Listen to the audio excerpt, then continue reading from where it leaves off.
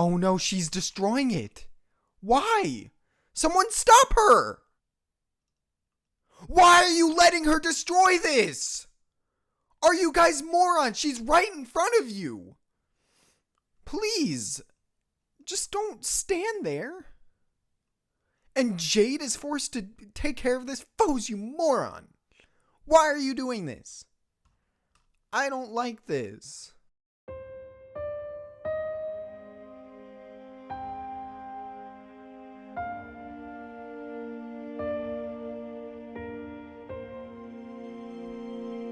I've finally returned home, Ichikawa. I've finally returned home. Hello everybody, I am PhenomSage, and welcome back finally to another Houseki no Kuni Land of the Lustrous chapter review. I know I've kept you guys waiting for months at this point, and I saw some people even wondering if I stopped the review/reactions altogether. Believe me, if I ever had plans to do something like that, I would have at least made a video about it. Admittedly, Houseki has been pretty low priority in regards to videos I'm trying to complete, but I figured I kept you guys waiting long enough that I needed to make another review. So here we are. And hopefully the wait was at least somewhat worth it, because today we will not only be talking about Chapter 38, Ghost-Quartz, but also Chapter 39, Self-Blame, and Chapter 40, Name. Big thank you to Paraffin P in the comments for giving me a huge list of chapters that I should bundle up for review/reaction in the future. As I mentioned before, even with 2 chapters, Ichikawa's storytelling revolves largely around visuals, so it can be hard to find enough to talk about with only 1 chapter. So I will be bundling chapter reviews together from here on in the future. Anyways, with all of that out of the way, truly welcome back to the Houseki reviews. And what a way to come back indeed. I know a lot of you guys gave me flack for not enjoying the plot development with Ghost last chapter, but one thing you guys assured me of was that the character we end up getting in Ghost's place would make it all worth it. And while I still really dislike how that turn of events with Ghost was handled, you guys can't convince me otherwise. It is hard to deny what you guys said about this replacement character after these couple of chapters. Usually in these Houseki reviews, it's all about Phos, but this time we have something even better to discuss. The relationship between Phos and Cairngorm, formerly the quartz that we saw inside of Ghost. And I definitely understand why Paraffin told me to bundle these 3 chapters together now, because it really is a Cairngorm arc, if you will. So much of it is focused on these characters coming together as unlikely allies, and Cairn just really beginning to care and trust Phos as a partner and a friend, despite everything that went down with Phos and Ghost, and how initially furious he was with Phos. What's sad about this relationship though is that their bonding is pretty much entirely cultivated on the mistakes that Phos has made. For one, they wouldn't even be bonding right now if it weren't for Phos' screw-ups. But 2, it's because of those screw-ups, and even further due to how much of Antarcticite Phos sees in Cairn, that she cycles through so many methods of how to protect another one of her partners from getting kidnapped again. It's this guilt in Phos that makes the relationship between her and Cairn feel almost distant and one-sided in a way. Cairn is obviously growing to care about Phos more and more, reaching a level of blatant compassion after Phos requests a name for the nameless quartz. And I especially love the scene after Phos has been put back together and Cairn straight up says, "Antarc or Ghost, call me whatever you want if it'll make you feel better when you're hurting," showing how sympathetic Cairn is of Phos' situation. But from Phos' side, while it's clear that she obviously cares about Cairn and wants to make sure nothing happens to him, it almost feels like she's focusing more so on the big picture and is protecting him out of paranoia and stress rather than an actual love and care for him as a partner and friend. As always, I could be reading too much into that, so I'd be very interested to hear what you guys think about it in the comments. Of course, since we've talked about their relationship and I've alluded to it several times, now we have to go on to talk about Phos specifically. Like always, Phos continues to be an absolute marvel of a character study and personality. And it's in these few chapters where we see so many different sides to Phos that it's almost hard to keep track of. Of course, the most horrifying Phos to watch out of all of them was suicidal Phos, the one who was just completely given up on everything. Like, we thought that post-Antarcticite Phos was bad.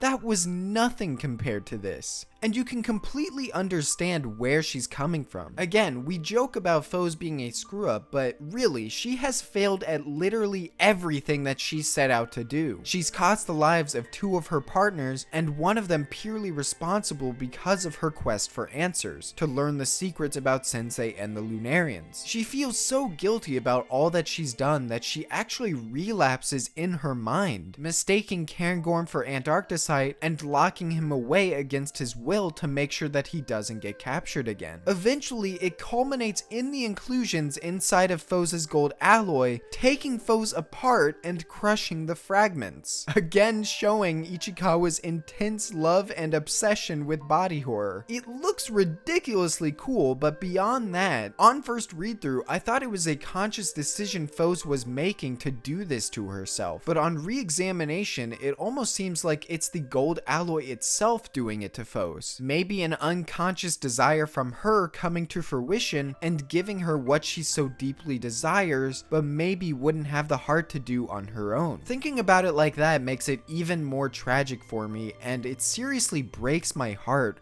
seeing this character descend further than I ever thought possible at the beginning of the series. Possibly an even more interesting Phos than that, however, is the Phos that we receive in the following chapter, Name, who seemingly bounces back from her misfortunes and returns to the Genki Phos we all know and love. The issue is that we realize how false all of this really is, and it's only later on in the chapter that we further realize that this is the final straw for Phos. Even beyond suicidal thoughts, even beyond relapsing and descending into paranoia to desperately protect Cairngorm, this is the final thing Phos has left, to pretend that everything's okay and give up on her chase after the secrets, at least until she's found a way to pursue them without any chance of anyone getting hurt. Of course, even after this seeming transformation, we can see that Phos can't give up on these desires so easily, and that's what makes her so interesting as a character. She's someone who gets very determined to do one thing, but she's often hypocritical or even straight up contradictory in what she actually ends up doing. The scene with Cairngorm receiving his name is a perfect example. Phos catches a glint in Sensei's eye, and her first reaction is suspicion and doubt before realizing it was misplaced. If anything, I feel like this isn't the end of Phos's hypocrisy, and she'll go right back to her old suspicions in time. Of course, on top of Phos, what I actually really appreciated about these couple of chapters were seeing the characters around Phos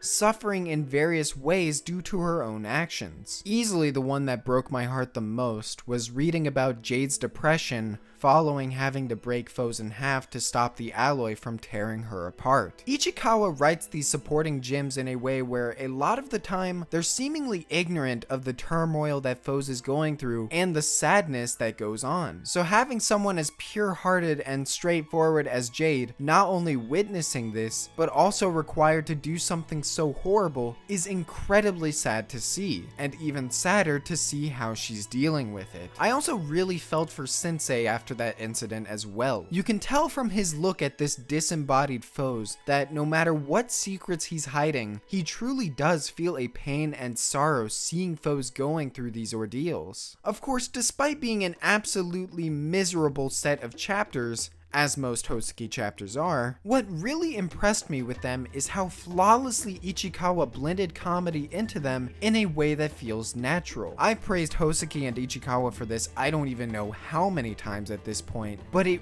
really stood out in these 3 chapters. She knows how to write comedy and even visually tell gags that are just really hilarious. If you watch the reaction, you'll know that Phos constantly getting hit by Cairngorm and reawakening was just really well done, and has a comedic timing to it that I've scarcely seen done well in other manga. Even beyond comedy for comedy's sake, Ichikawa knows how to use these scenes to their full advantage and transitions them beautifully. For example, in chapter 38, Phos waking up in bed was used as a gag for Karen punching her. But in chapter 39, Ichikawa uses this exact same shot of her waking up to transition from Phos being put back together after she was torn apart. It's just so well done, and I am consistently impressed with Ichikawa's exceptional use of pacing, composition, and writing. Lots of little callbacks like that are in these chapters. Another one standing out to me is when Phos traps Cairngorm in the exact same gold box that she was trapped in after first attaching the gold alloy to her arms. Overall, these chapters were absolutely fantastic, and I am especially curious to see where we're going in the story